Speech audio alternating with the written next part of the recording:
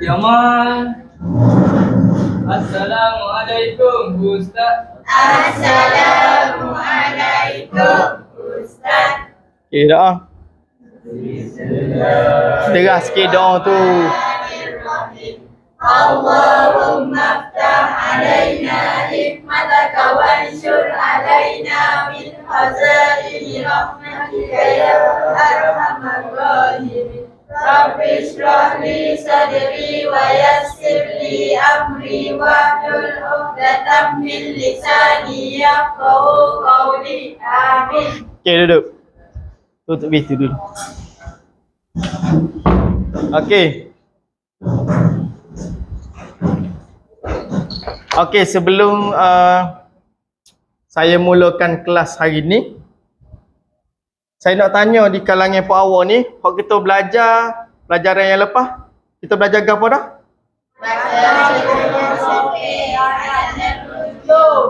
Lagi? Maksudnya awak peka dah tu dengan pelajaran yang lepas tu. Dah. Okey. Sebelum saya mula masuk topik hari ni ataupun saya sambung topik seterusnya ataupun poin seterusnya. Okey. Saya nak tunjuk satu gambar ni. Okey, cuba tengok. Gambar yang ada di depan ni. Gambar apa awak nampak? Pok bodoh jangan.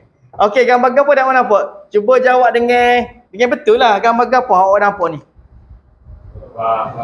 Oh, nutfah. Okey, siapa boleh jelas? Sorry, saya nak jelas. Sorry, siapa boleh terangkan? Sorry. Okey. Firdaus. Okey, cuba terangkan. Saya faham dari gambar tu campur antara benih lelaki dan perempuan. Okey, betul ke? Okey, tepuk tangan kepada Firdaus. Okey,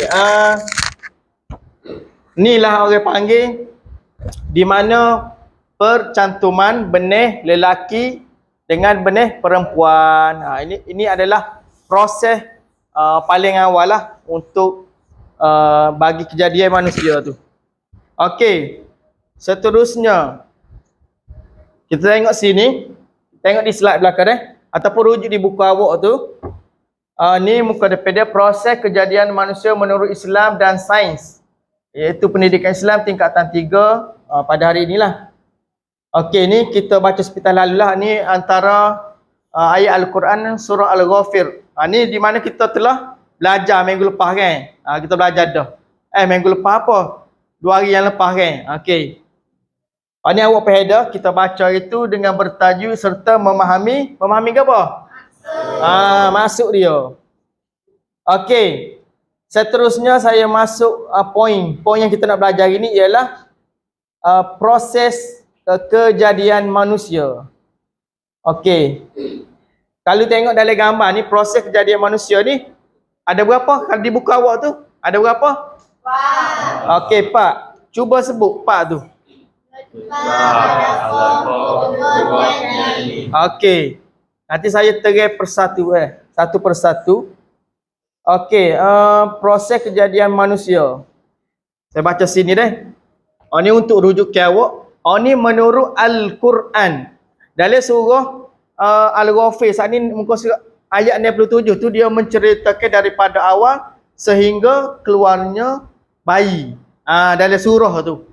Maka ni proses dia mengikut kejadian manusia mengikut Al-Quran. Okey, kalau dalam buku tu cuba tengok, cuba rujuk dalam buku tu juga serta tengok sinilah, boleh tengok kedua-dua. Okey, proses kejadian manusia, Allah menjadikan manusia pertama Nabi Adam alaihi salam daripada sulalah. Proses kejadian manusia begitu unik, rapi dan diatur dengan sangat sempurna. Hal ini merupakan bukti kekuasaan Allah. Iaitu kalau kita tengok mukadimah proses kejadian manusia ialah Allah Ta'ala ni dia menjadikan manusia pertama siapa? Nabi Adam. Nabi Adam alaihi salam. Itulah antara manusia yang pertama diciptakan oleh Allah Ta'ala. Okey, kita pergi poin yang pertama. Kalau sini dia tidak dia tak jelas sangat dalam ni. Nanti saya buka sini. Nak nampak dia punya proses. Okey. Yang pertama, ni awak tengok nutfah. Nutfah, okey saya baca sedikit Nutfah merupakan percampuran air mani yang dikenali sebagai sperma. Sperma ni dalam bahasa bahasa Inggeris. Bagi lelaki dan ovum bagi perempuan. Maksudnya inilah proses yang pertama nutfah percampuran ataupun percantuman antara benih lelaki dan perempuan. Maka dia step dia. Tu yang pertama. Okey, kita pergi kepada step yang kedua. Selepas berlakunya percantuman, maka kita pergi step yang kedua adalah apa? Okey, alaqah. Alaqah ialah segumpal darah yang tergantung di dalam rahim. Tak. Bila berlakunya percantuman ni, tak cukup tempoh, maka dia jadi alaqah. Alaqah iaitu segumpal darah yang tergantung di dalam rahim perempuan. Allah Subhanahu Wa Taala menjadikan rahim ibu sebagai tempat yang paling sesuai dan selamat bagi proses kejadian manusia. Bapa Allah Taala buat perempuan yang mengandung, bapa tak buat lelaki mengandung. Ada sebab berlaku setiap apa yang Allah buat. Jangan duk soal lah. Buat apa orang tin orang mengandung, buat apa orang jatuh tak mengandung? Duk soal. Ada sebab berlaku. Allah Taala buat tu ada sebab dia. Kena faham situ. Sebab tu dari sini sebagai tempat yang paling sesuai dan selamat dalam perut ibu. Allah Taala buat ni lelaki dan perempuan memang berbeza tapi masing-masing ada kelebihan masing-masing. Okey. Proses yang seterusnya. Proses yang ketiga lah iaitu apa? Proses yang ketiga?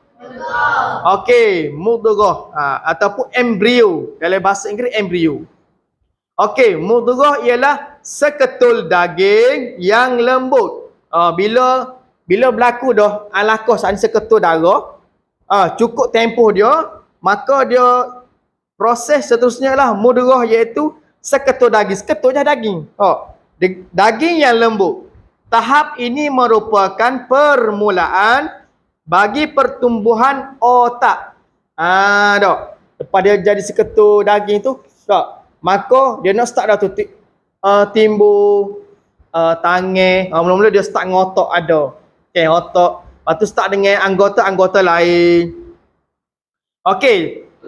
Saraf tunjang dan pembentukan anggota lain seperti telinga dan mata. Bukan telinga dengan mata je ada. Tak?